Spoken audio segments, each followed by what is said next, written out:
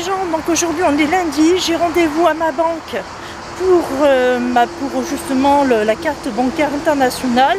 Je vais me renseigner pour la French Bank, comment ça fonctionne et comme je te disais, voir si je l'utilise pas pendant un mois, 2 mois, 3 mois, 4 mois, est-ce qu'il y a des frais en plus qui s'ajoutent, des 2 € de prélevés par mois. Et puis bah voilà.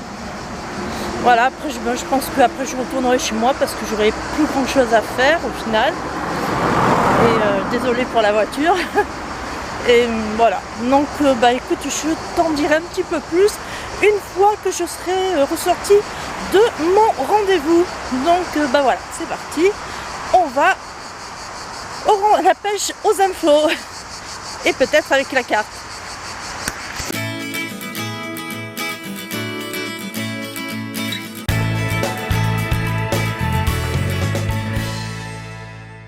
Bon ben voilà les gens, je viens à peine de revenir de ma banque, donc c'est fait, j'ai la carte de bancaire internationale entre les mains. Je dis bien entre les mains parce que oui, on te la donne de suite, et c'est d'ailleurs pour ça que c'est intéressant d'aller directement dans une poste, parce que justement tu remplis le formulaire là-bas, tu signes là-bas, tu as le contrat là-bas.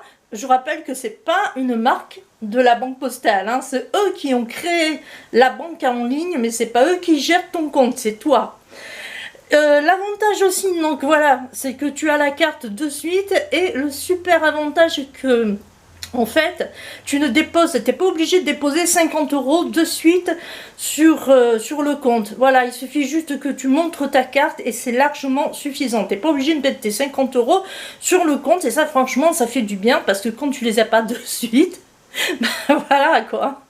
Donc j'ai trouvé ça vraiment chouette. La deuxième chose qui est super aussi, c'est que pendant 6 mois, ils ne te prélèvent pas les 2 €. Et ça, c'est vraiment bien.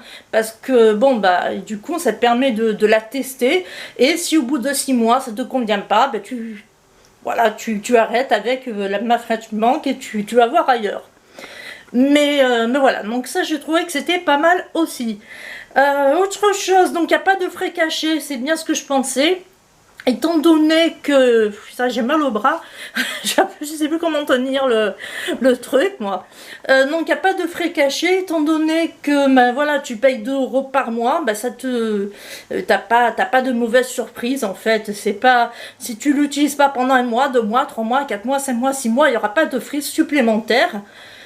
Ça sera pas comme la carte de Boursorama Banque, si tu ne l'utilises pas pendant 1 mois ou 2 mois ou 3 mois, ils te prélèvent 15 €.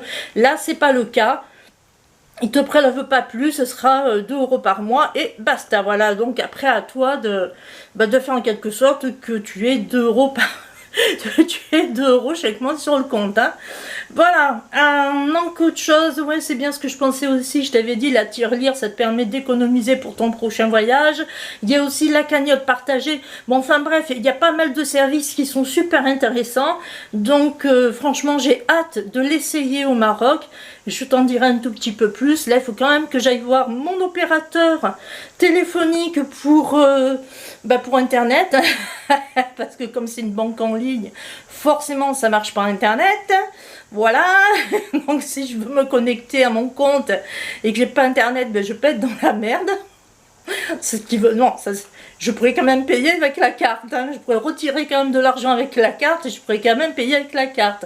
Mais par contre, je pourrais pas consulter mon compte. Ça serait un peu dommage. Donc, il faut que j'aille voir mon opérateur cet après-midi ou demain. Enfin, je sais pas, je vais voir.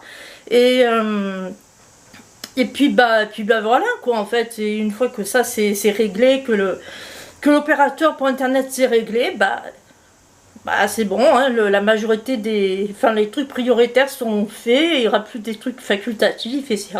Ça sera beaucoup plus facile et plus gérable. Voilà, donc j'arrive, j'ai envie de dire, j'arrive presque à la fin de mes préparatifs et franchement ça fait du bien. Voilà, donc tu sais tout, mais bon, pour la carte bancaire, je pense que je ferai une vidéo où j'en parlerai beaucoup plus en détail. Comme ça, au moins, tu auras un peu plus de renseignements sur ça, parce que, franchement, c'est vraiment avantageux. Et ça marche pas que pour l'étranger, ça marche aussi pour la France, hein, si tu dois partir en voyage ou faire un petit séjour là, ou passer même un week-end dans un petit restaurant, dans un petit hôtel ou quoi, bah, tu peux utiliser cette carte. Voilà, donc je pense que ça c'est vraiment super pour ça. On va continuer avec les préparatifs. Allez, à plus!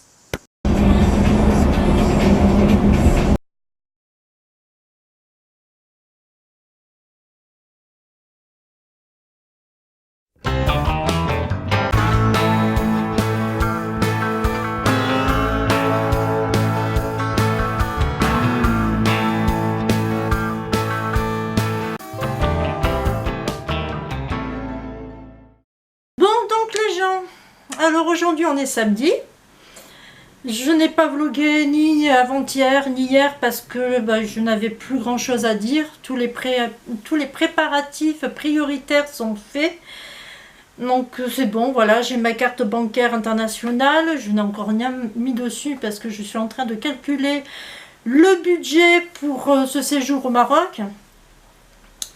Donc pour l'instant j'ai rien mis dessus. Qu'est-ce que je veux dire, voilà, j'ai l'assurance voyage, j'ai payé 84 € pour les 3 semaines au Maroc et on est couvert à une hauteur de 74 000 €. Voilà, donc je pense que c'est quand même pas mal. Qu'est-ce que je veux dire ensuite? J'ai pris un forfait international pour mon téléphone, ce qui va me permettre de téléphoner à l'intérieur même du pays, de pouvoir téléphoner aussi en France si des fois je dois téléphoner en France et j'aurai internet en même temps sur mon téléphone. Voilà, donc je pense que c'était pas mal, que ça ira comme ça. Voilà, donc bah, maintenant ça sera vraiment les petits détails qui sera à régler dans la semaine prochaine.